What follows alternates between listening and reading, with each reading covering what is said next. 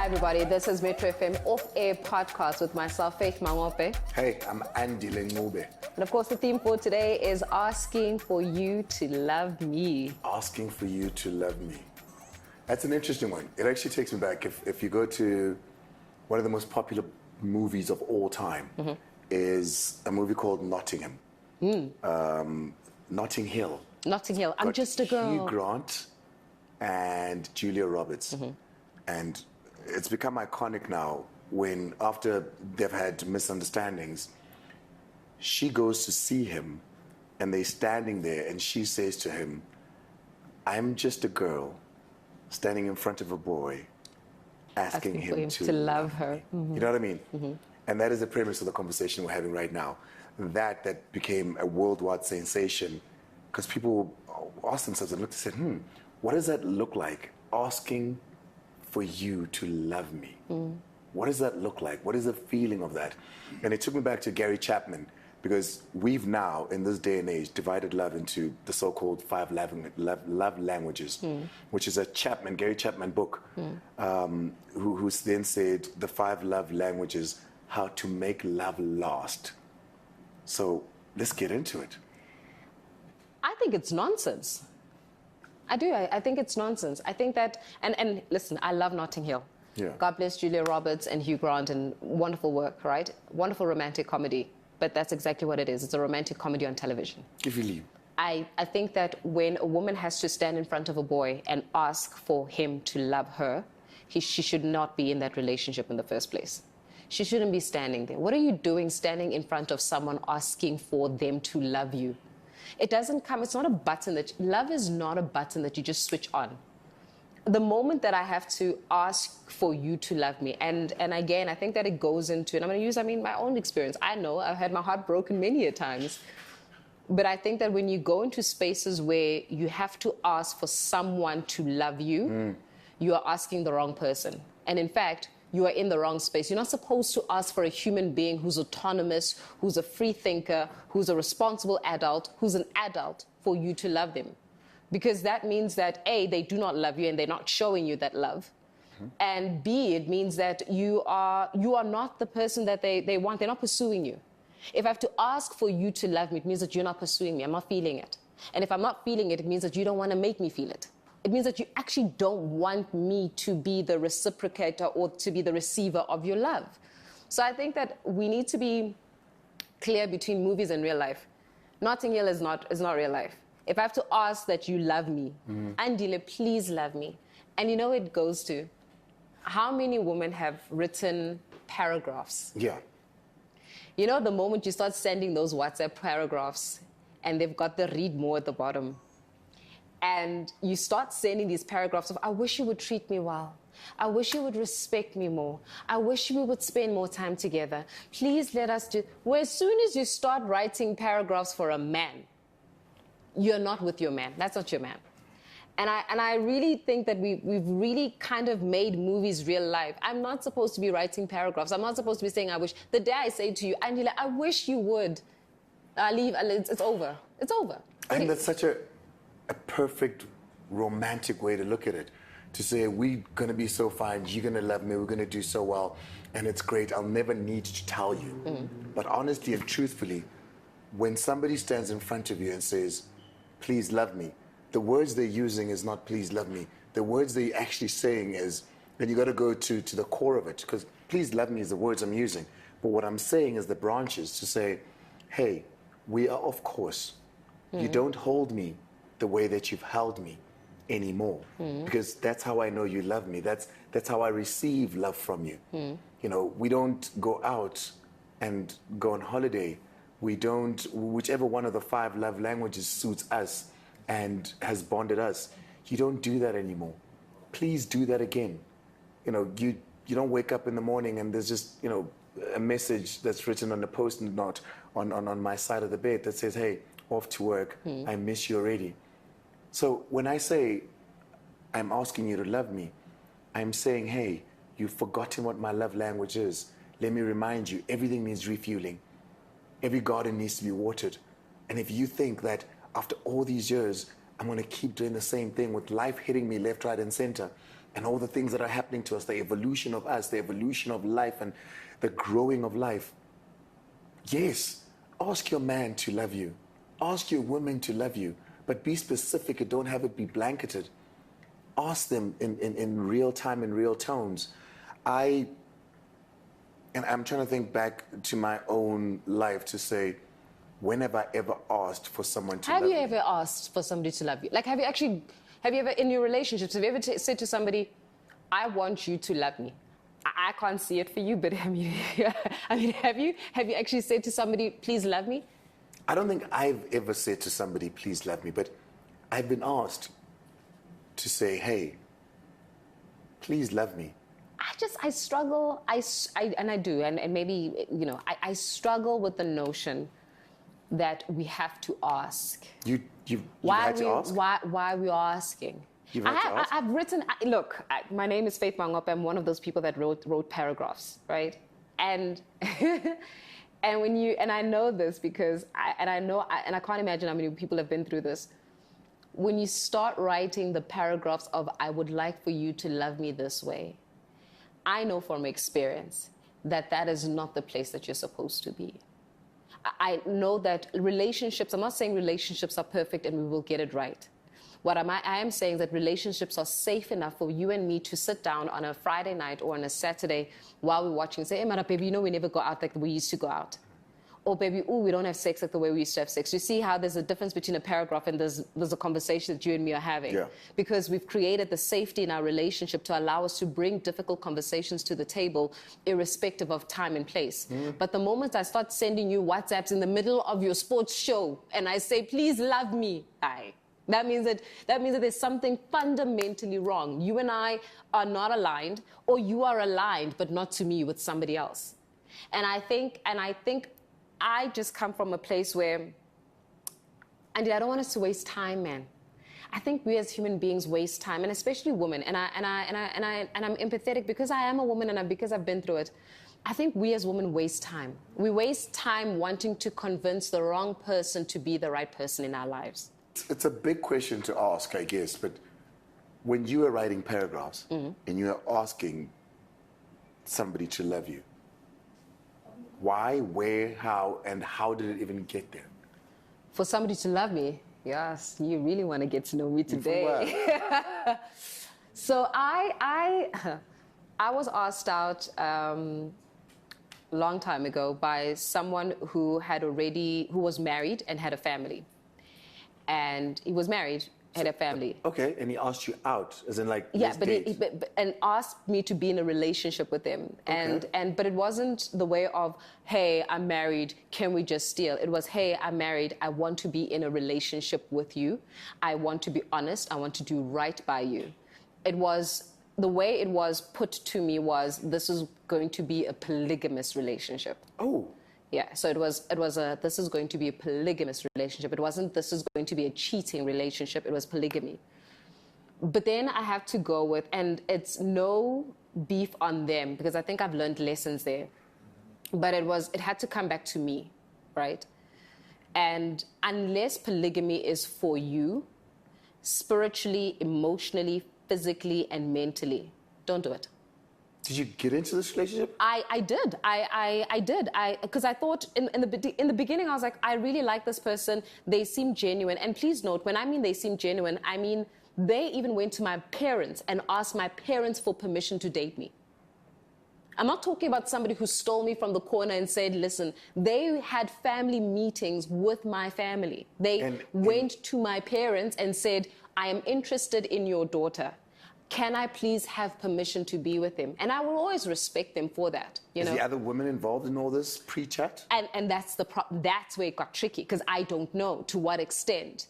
Because there's a difference between everybody else knowing but my wife knowing. Yeah. Right? That's not polygamy. Because as undlunkulu, you're supposed to approve, number one, right? You're supposed to give permission. Yeah. I'm not for everybody else knowing, including my family. Yeah. Please note, my family knew. My family was asked permission. As I said, family meetings were held. And the thing that I was finding difficult to reconcile was, if my family knows, does your family know, and to what extent? And by family, I mean your wife, because it doesn't help me if your wife doesn't know, but everybody else in my family knows. And it's not polygamy. What it is that it's cheating masked. You know, we're cheating, right? You're cheating. So we've gone now from I wanted to be honest to I just might be a side chick, just an elevated side chick. Yeah. Right? And I don't believe in elevated side chick, because at the end of the day, you are what you are. A side chick, link, right? Yeah. You're sneaking around. So it got to the point where I did not understand, why is it that we had to be, why must it be a secret? If my family knows about you, and I mean, when I mean family, I mean my grandparents. If my grandparents know about you, if you went to my family's home and you asked for permission to be with me, why must it be a secret in one side of the world but not be a secret in the other side of the world? And I felt as though that person was emotionally unavailable. They were emotionally unavailable. But it's not their fault. That's where I get to it. I had to do some real deep soul searching, because I sent the messages. Why I'd want us to spend time together. I want to be able to buy you birthday presents and you wear your birthday presents, right? Yeah. I want to buy you cufflinks and you wear your cufflinks in public because your baby bought you cufflinks, because everybody knows that I'm your baby. At least everybody in my family knows that I'm your baby. And the assumption Our friends know that I'm your baby, but does your wife know I'm your baby, right? When you take it out in the morning, when you wake up and you're in your home, right, with your wife and your kids, when you take out the cufflinks or when you take out the present that I bought you, does your wife know that this is from Faith? But Faith, did you ever ask the direct question? Oh, 100%. Does she know? Yeah, and the answer was, I wanted to know, she's going to know, please give me time. And that's why I go, please give me time can be anything. Please give me time can be 10 years, Andile. I could be with you for 10 years and then you 100%. Are not. Please give me time can be 20 years and then we've got kids down the line and then the wife finds out because we've got kids. That's wrong, right? Yeah. So I used to write the paragraphs, please love me. But then I had to catch a wake up and ask myself a very difficult question of, sometimes in polygamous, that's what I'm saying, if it's not for you, then it's not for you. And it wasn't for me, and I'll tell you why. Polygamy does not allow for your man to be available for you all the time. Yeah. I don't care how much. There are times when it's a Tuesday and you are really horny and you really want your man and your man is with his wife. There are times when it is a Wednesday and you want to have family dinner or you want to have, and that man is with his wife and kids. Yeah. And when you understand that and you come to that consciousness, you go, all right, Faith, let's put him aside for a second. What is it about you that is attracting a man who's emotionally unavailable and physically unavailable for you? What is it about you? What is the brokenness in you? What are the broken pieces in you that make a man who is emotionally unavailable be drawn to you? Because there's a brokenness in you that man is drawn to, that he is feeding in you. So what is it about you? And please note, I'm not bad-mouthing him. I think he's one of the most incredible men. I respect him. I adore him. I love him, but I love him from a distance. I love him. I do. I love him. I respect him, but from a distance, because he is not right for me. And I think that I need something different. And in my case, for Faith, I need something better. I want a man who's emotionally available. I want to be able to tap you on the shoulder and go roll over. You know what I'm saying? Like, I want to be able to have access to you and full access to you. I want us to take photos. I want to call whenever I want to. At 3 o'clock in the morning, I'm going to go, baby, oh my gosh, you won't even believe it. I want to call you just because I had a bad dream. So it tells me that deep down you knew at some point. I did, and I lied to myself. Yeah. I knew, deep down I knew, and I lied. I lied to myself, and that's why I'm saying that after having been through what I've been through, I now realize that it's easy for us to, lie to ourselves about what we think we want versus what we really want. It's easy for us to compromise and settle. Back to the brokenness. It's easy for us to compromise and settle because deep down inside of ourselves, we don't believe that we are worthy of the love that we want. And I had to go back in that. I did not believe I was worthy of a man that would be emotionally available for me and a man that would love me and love me only.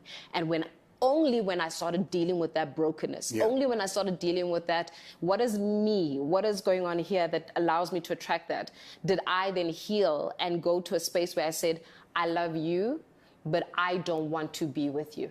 And I have every right to love you, but love you from a distance, and every right to say, go well, be well with you, flourish with you and your wife and your kids, but this is not for me. And that's why I say, when you start having to ask people to love you, you're not in the right space. Don't ask, because usually people know. It's just that the brokenness in you makes you seek it.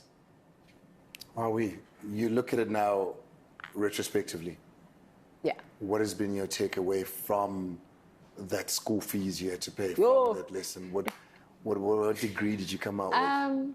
My first degree is Faith can't do polygamy, man. It's not for me. Like, I'm not polygamous. I really want to know that I can phone you 3 o'clock in the morning. Like, that 3 o'clock in the morning phone call when I've got a bad dream is important to me, you know? I really want to post you. Like, I really do. Like, just because my love language is also like spending time. I really want to spend time with you. I really want you to, and also, I can't share.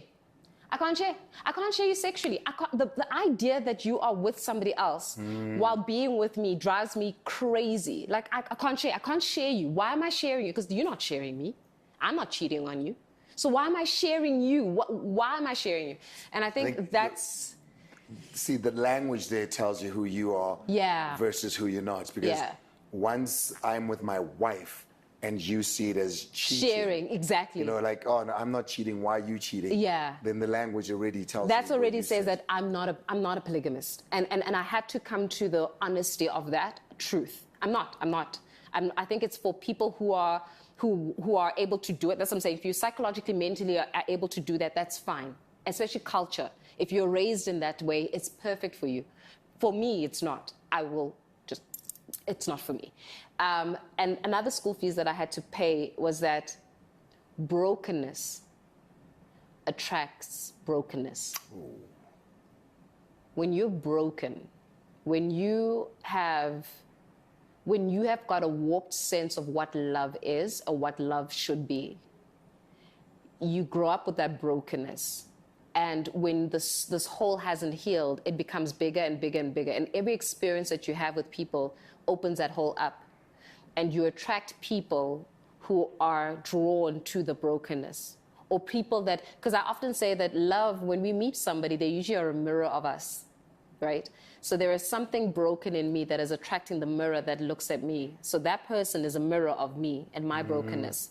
Because the truth is, if you're with me and you don't want your wife to know, there's something broken in you that does not want to be honestly polygamous.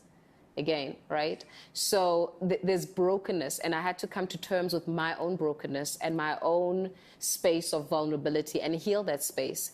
And I had to get to the point where I said, Nomzamo Faith Mangope, you are worthy of the love that you desire. You are worthy of the love that you desire. You are worthy of a man to look at you and look at you only. So you're saying that there are lessons learned, and that just ask would be your subheading to asking for you to love me. But you're also sitting in a space where you've got mothers of your children, 2 of them that you're not with. Yeah. And you've got an ex-wife. Whom I love dearly, my Whom you love dearly. Yeah. So did they not ask you loud enough? Did they not ask you clear enough? When they were asking, did you not hear them? Were they supposed to ask? And maybe even in hindsight, which I think is always a difficult one, do you think you were supposed to be with all of them? Like, in hindsight, do you think that you were supposed to be with the woman that you're no longer with? You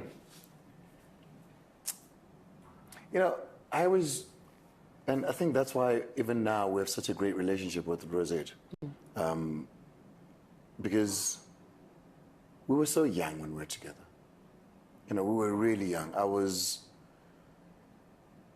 new into stardom and television at the apex of my career. She was a supermodel. It made sense, you know.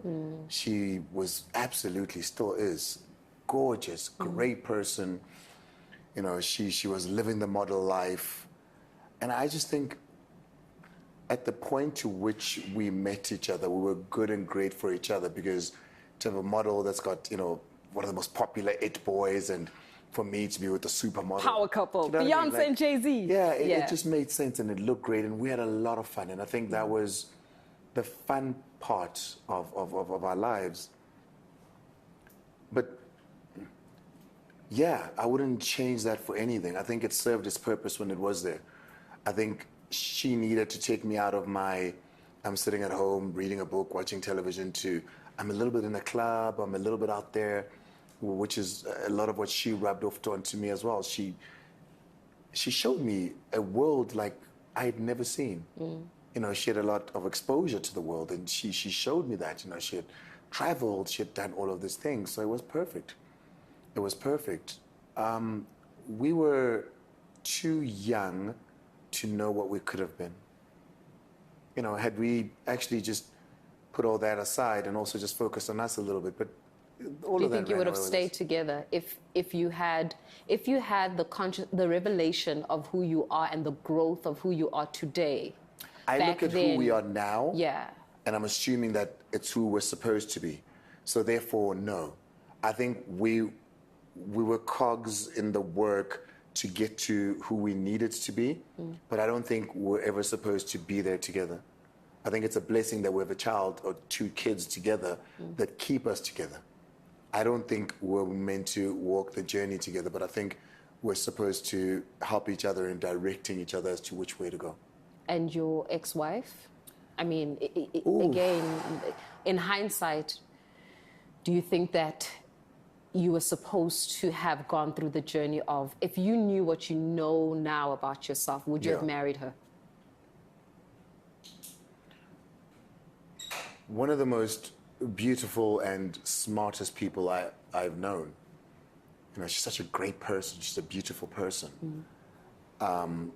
And without her and the time we spent together, I am not here and who I am now. How so? She had the ability to inspire me to do without telling me. You know, women think that when people say behind every great man is a woman, they think it's a strong black woman or, you know, that's out there saying, hey, enza kanje, enza kanje. She inspired me without saying anything. I woke up every morning and I wanted to do better and I wanted to be better by just watching her be. You know, I wanted to be better for me so that I could be better for us. She inspired me in ways that I could not understand. She's the very meaning of the word muse. Yeah, she was absolutely perfect. But I think that's what she came into my life for. I think she came into my life to show me my full potential. And I think she did exactly that.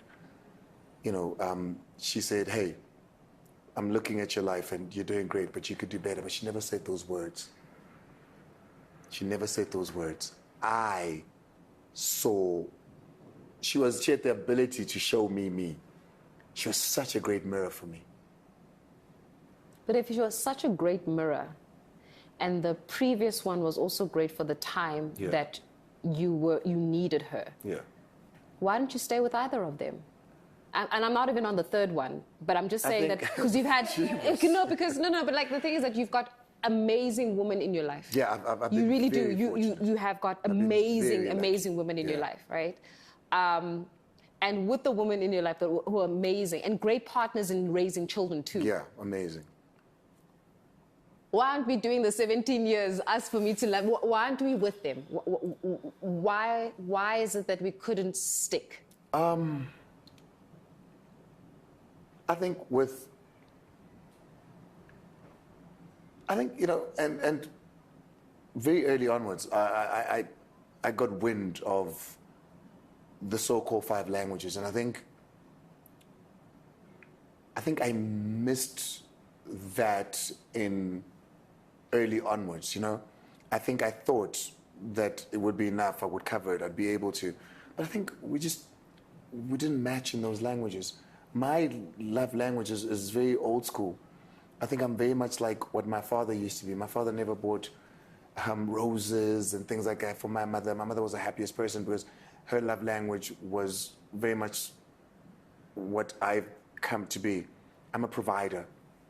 I'm going to be there for our kids like you. You know what I mean? Yeah. You can stay at home. I'm there for our children if you want.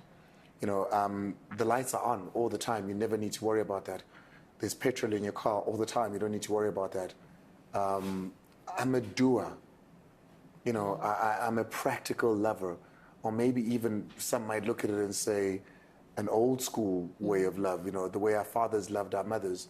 Most of us never seen your father carrying flowers and a teddy bear into the house.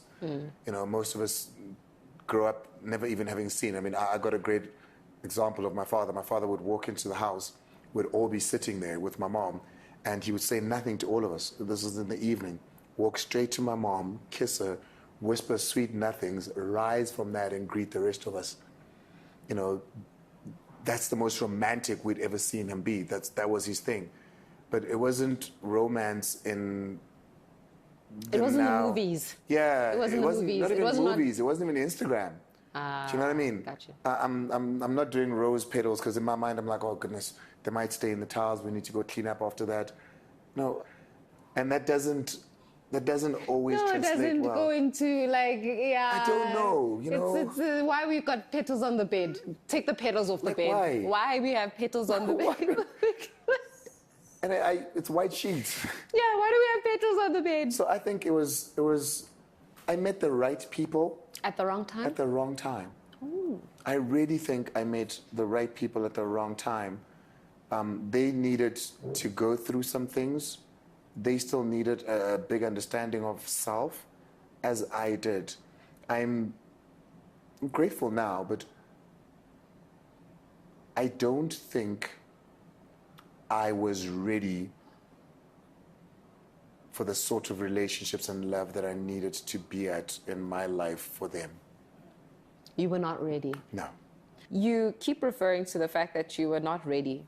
You had a wonderful woman, but at the wrong time. Do you know what you look like? What do I look like? The type of man where in a relationship, uyangala. There's no other way. Like a uyangala. Like listen, you like the type of man who say, oh, uti, okay, fine, yeah. Yeah. And then I'm gonna spend 2 days and then kwatel and then we're not 2 days is little. Like it's something that I've had to work on.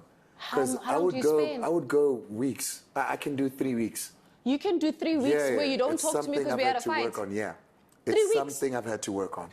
3 weeks? Yeah. Like, okay, yeah. Oh, okay. 3 weeks? Yeah. It's something I've had to work on. It's something I've had to work on. But I think to answer you, the philosopher Herschel said, she was an open book. He was just illiterate. And I think that speaks to me at the time. But you don't know this during the time. Yeah. You don't know this during it. You know what I mean? Right now, Do you think you had an ego? Because again, you met those women also at a time where you were, I mean, you still are, but at that time you were Andile Ncube. So did you bring I am Andile Ncube to the bedroom? Or did you bring I am Andile Ncube to the household? So when there's a disagreement, Andile Ncube will snap up and go, actually, I don't need this. I am Andile Ncube. I'm always Andile Ncube. But even at home? I'm always that. Because it's not put up when I'm there either. It's who I am. It's what I am. But no, I am not that. I am not big egoed, egotistical and vanity. No, I'm not. I'm far from that. But also I'm very, I know what I want. I know what I don't want. I know when I reach my limits. I know how far I can stretch it. If you say to me the first time, hey, you're not loving me right, and then I start doing it, and then I forget again, hey, you're not loving me right, you're not loving me right. At some point, even I need to accept that I just can't. It is not within me. It is not within my abilities.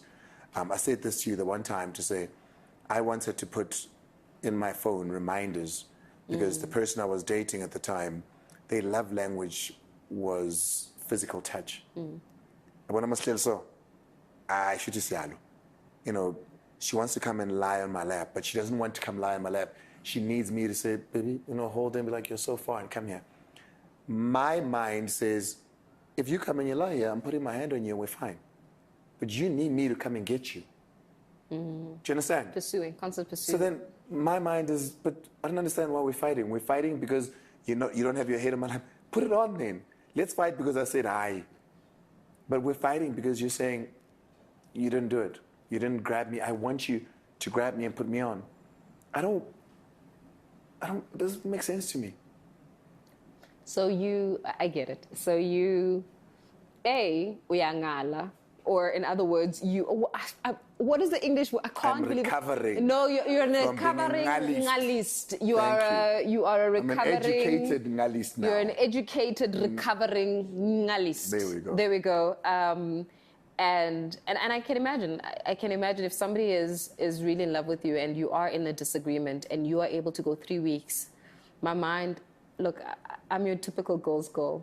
If you're not talking to me for 3 weeks, my mind I've already come up with beginning, middle, and end to what you're doing, how you're doing, and who you're doing with, right? And that could drive a person crazy, anybody crazy, because it's, why aren't we reaching out?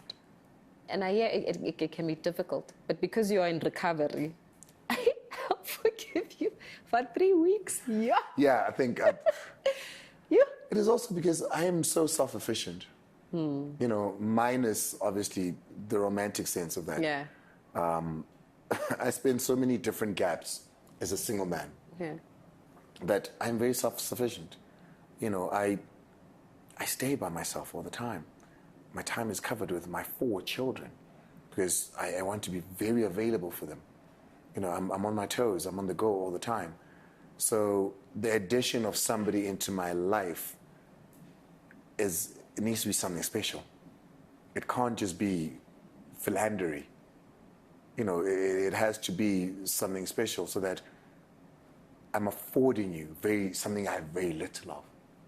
So you've never cheated? Of course I have. You've cheated? I've cheated, but what I'm saying is I'm not, you know, there's people who cheated in every relationship they've ever been in, cheated continuously and consistently. I'm not that guy. You know, So you cheat once a month? No, I just generally... Once a year? Maybe I've had a relationship where in that entire relationship of 4 or 5 years, I cheated once. You know, and there's no excuse for it. I can't even say because, you know what I mean? It doesn't matter. But I'm just generally not a cheater. It's not in my DNA and in my make because... But you know that even that once makes you a cheater. Yeah, 100%. But what I'm saying is it's the core of me is a romantic. The core of me is let me and you truly and holistically go at this and let's see if this everlasting, wondrous love is a real thing. Let's do something different. Let's not be the cheaters. Let's give of each other to each other fully. Yeah. And let's see if there is this pot at the end of this rainbow. What does love look like in 2025, firstly? What does love look like now? Because over the years, love changes.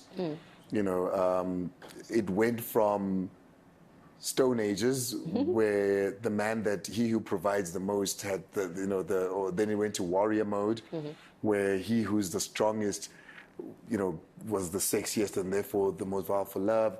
And we got to there was a stage when erudite love, which is the poetic and the, you know what I mean? I think it was the 60s where free love was a thing. What does love look like now? I think, sure. I think love is, so on one side, so love has become very polarized. I think on one side, the good love or the healthy love, right? I'm going to start off with the unhealthy side of love or the healthy side of love. I think the healthy side of love looks like we as human beings are starting to accept the fact that indotamas is a farce. Oh, I think that we're getting to a point. A horrible it's a farce. Period. Yeah. For love, for relationships, for men, for women. It was absolute. Indotamas is a farce. And also indotamas is also informed a lot by lack. It's informed a lot by transaction. So I think that love comes from a point where it was transactional, right?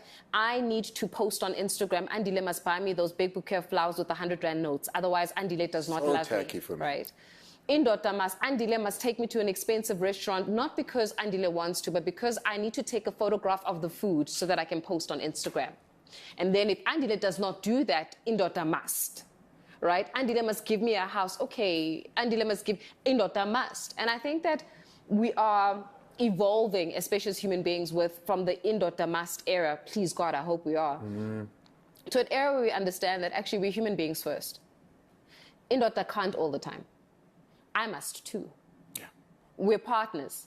Because otherwise what I am is I'm your asset, I'm your acquisition, right? I'm the asset that you've acquired, or your liability that you've acquired if you think that a woman depreciates in value. But I'm your asset that you've acquired, and because I'm your possession, you can treat me however it is that you want to treat me because you've acquired me. And I think we're transitioning into a space where we're actually starting to see each other as human beings. That you are my partner, where you lack, it's up to me to fill, and where I lack, it's up to you to fill. We're partners. There are aspects of me that I'm strong in and weak in, and there are aspects of you where you are strong and weak. And ours is to find the balance within our relationship in being able to say, okay, baby, it's cool, I've got you covered. And I think that that's how healthy relationships should be, where, baby, I've got you covered, I've got you. I can't wait till our relationships are in a space where we say, I've got you. I've got you mind, I've got you body, I've got you. And I think for me, that's where I would see relationships evolving from a healthy perspective. I've got you. The unhealthy side is that we've got a bunch of men wanting to be women. But like, honestly, the unhealthy side, we've got a lot of men who have reversed from indoda mas to umfazi must. I don't understand. So you've got a lot of men now that want to be pursued. So it's no longer, you know how you made reference to the time where it was all romance and we used to write poetry and Romeo and Juliet and now write your sonnet. I feel like we're at the unhealthy part now, is where you've got a bunch of men that want to be pursued. You've got a bunch of men that say things that are, actually, I don't even think it's masculinity, to be honest with you. I just think that it is way too much TikTok and social media, where they say, I'm the prize, you know? I'm the prize, I'm the man, I'm the prize. What makes you the prize? Because I am tall and I drive a car and I'm a prize. I think we've got a lot of men that have said and have used words of, I'm the prize. You know what makes you a prize? Why? Because of women. We make you think that you can be a prize. Because we went through an era where women were looking at what men have, and therefore the men that had the financial ability to do certain things for you that are social media cool, you know, that can provide content for you. You know, they were the ones that were being chased. You know, women were going after them. So then they look back with velocity. So they look back and they're like, oh, I'm the prize. Everybody's twinkling and wanting me. I am the prize, actually. You know, because they don't even mind knowing very well that I'm with you, and Mantos here, Smangel is here, they're still coming, and they're happy to sit in those corners as long as I feed them what they need in order to look good wherever they do. So men do become the prize. Men become the prize because you don't see hardly men on social media fighting, or even off that in real life fighting for a woman. But what do you see? Women fighting for men. So who then is the prize? Yeah, because then that's why those men would think, hey, I'm the one that's been fought for here. I'm the one when we're sitting at the club, everybody comes in and gathers around my table because I'm popping things. When I walk out, you know, 4 or 5 of them walk out with me. I get numbers on the side. I must be the prize, because if you're the prize, then why are you not being chased? If you're the prize, why are you not the ones with a tail of people wanting to be? Being the prize means everybody is walking and working towards you because they want to earn you. Yeah, and that comes from the space of indoda must. You see, we created indoda must because we wanted to be content creators with the transactions, right? So men went, oh, you want to be a content creator, and so I need to take you to the expensive place. And so transactional love made you guys believe you're the prize. So now we've got a bunch of men that don't pursue women who believe that they're the prize. And I think that the moment that women turn around and love themselves more, or turn around and know that they're actually capable of doing it themselves, they will seek partnership more than they will seek transaction. I'd never want to be in a relationship where a man knows that I am not going anywhere. I want to be in a relationship where I can go now and say, actually, goodbye, cheers. Because I actually am the prize. And you know why I'm the prize? A, because I can afford my own lifestyle. B, because, you know, I am very self-sufficient. And C, because I'm such a great woman, and I've done the work that I know that any man would be very fortunate to have me in their life. Not because of the money that I bring, but because of the value that I bring in that space. And that makes me a prize. So I can't wait for that, in that era of I'm the prize, to fade. But it comes in with fading from the time that a woman just kind of goes, actually, I'm worth more. What does it look like for you? it's practical. You know, I've learned, I love love. I love the notion of love. I'm a romantic about love.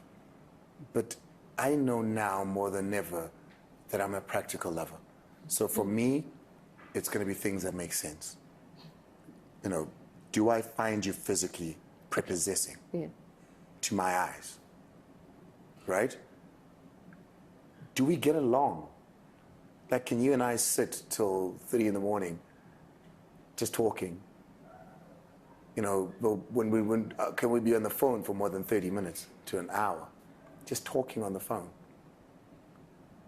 If we go away to a country where no one speaks English and it's just the two of us touring for a week, can we really, you and I, have a good time, come back, and we still have so much to talk about? We've just spent 7 days, 24 hours, because when you go away, which is one of the biggest testers of any relationship, you are in a hotel room together, you leave together. This is the one time you get to be together for 24 hours every day. Yeah. Do we come back and there's just so much still to talk about? You know, when I look at what I want to achieve in life, the things I want to do we agree on those things? My first dates now, girls always like, hey, not even a first date, first conversations are, hey, where do you stand on this? Do you still want more kids? Oh, okay. Financially, how do you deal with finances in a relationship? Because I want practicality. I want things that work first. And hence, and I've said this before, is that I change from seeing somebody and wanting to fall in love to meeting somebody and wanting to grow in love. Let that we've built in our rapport be what fuels the growth in our love. So it's more, how do we grow in this space? Yeah, it's more, does it make practical sense for these two ventures, which is Faith and Andile, to be together? Do we agree on this? Do we agree on that? What don't we agree on? You want kids? I don't want any more kids. There's no way to go in that scenario. It's done. You and I cannot be, okay? You're Christian, I'm Jewish. Do I need you to convert? No. Do you need me to convert? No. Am I happy to watch you do your thing? Are you happy? Yeah. Okay, cool. That's an alignment we can do with. What can we align on and what can't we align on? And the things that we can't align on, can we build a life on those things? It's a practical love. So are you single?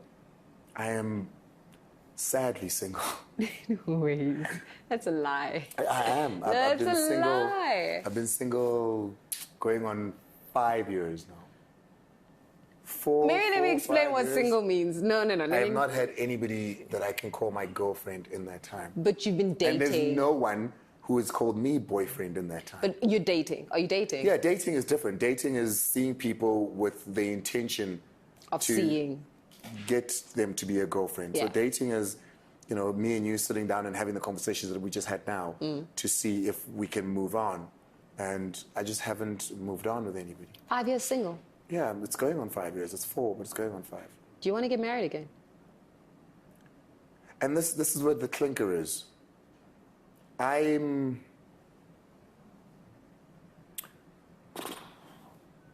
do I say this in a way? Because people are like, oh, you have to want it. No, sometimes what my partner wants is good enough. You know what I mean? If I meet a partner that everything, like I've just explained, Aligns. works, and she says, I want to get married. Getting married is an event. Staying married. You know what I mean? Do I want somebody in my life forever that I'm going to be with? Yes. Do I want to do an event and she changes her surname? If my partner really, really wants that, and it's important to me that I give her the things that she wants and I make her, enjoy this time of us together. She wants an event where people come and celebrate our love. If that's what we're talking about, do you want to do that? That's a wedding. Okay.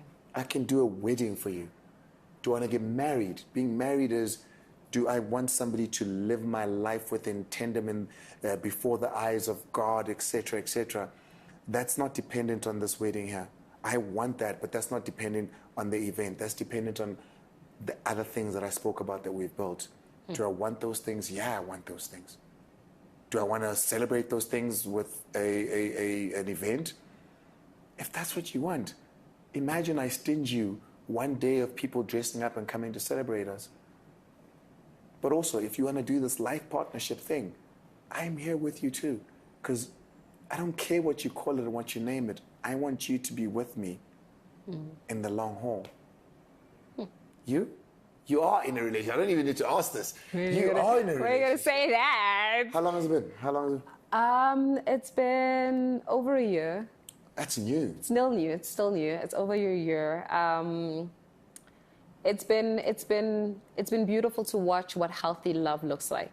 Ooh.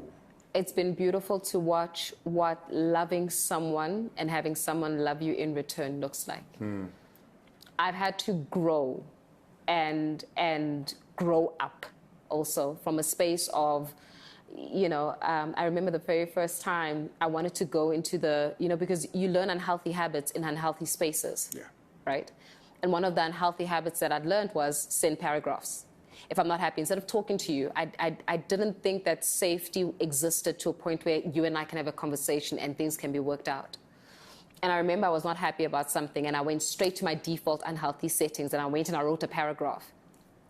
I think he called me about an hour later, and he said, I didn't even get to the bottom of your paragraph. I mean, I read it, but I don't think that this is how people should talk to each other. I don't think that this is how couples should talk to each other. I don't understand why you wrote it instead of me sitting down with you and having a conversation about what you're unhappy about, and we fix it together. You're being loved differently than you've ever been loved. You're being showered differently. You're glowing differently. You're also dating outside of your race. I'm with the white man. So does the difference, do you think the difference has anything to do with the fact that he's white? No. I think I love black men. I do. Because I've been with black men. I love black men, and I think that it was a human thing. It was a you see me thing. It was a we meet at a level where you're okay with me being in the fullness of me. Yeah. And you love that about me. Even the things that I think are goofy about me and quirky, because I'm goofy and I'm quirky and I'm bored. Like I'm cool, but I'm boring. You're like, my definition of a great time is Netflix. Like I'm chilled. I'm very, very easygoing. And he was like, in your quirkiness, and I do weird stuff as well. I'm blonde sometimes. I knock into things. I'm clumsy. And he's taken all of my quirkiness and he looks at me in a way that, and this is why I love him, is because even in my most quirkiest times, he's got this look in his face that just makes me feel like he finds me amusing all the time. He looks at me as if like I'm this like little doll. Like he finds me amusing even in the dumbest stuff that I'm doing. And when I'm angry, he finds me cute. He can debate me, and he goes par and par. He debates me. You should see us talking about race relations in South Africa, which we do. We have to, right? Because I'm black and he's white. And we talk about race relations. We talk about apartheid. You should see me go freedom fighter. And when I bring up apartheid and I say to him, bring back my land, and these are the stuff that we have in the house. Is he moving? Is he moving where? To the US? No. Oh, okay. No, he's not moving to the US. He likes me chocolate way too much to move to the US. No, he's not moving to the US. He's very happy with this chocolate person. So it's not the fact, because I've been, but it was so long ago. Yeah. And it was different. The relationship was different because the culture is different. The white people grow up different as well. The expression of love in their families is different to what we know. I described to you earlier what a typical black family looks like in love, in what we grew up in. There's many black people who've never seen their parents kiss. There's many black people who've never seen their parents hold hand, and he comes at it differently. That surely affects how then he is to you. Yeah. And that's what I'm trying to get to. Is there a difference in how he is to you versus how black men were to you? And of course, we can trace that historically. Yeah, I think you hit it on the head when you said culturally and growing up in families. Families are different. There are black families. I mean, there are black families where they do show emotion and affection, and there are black families where it's very traditional roles.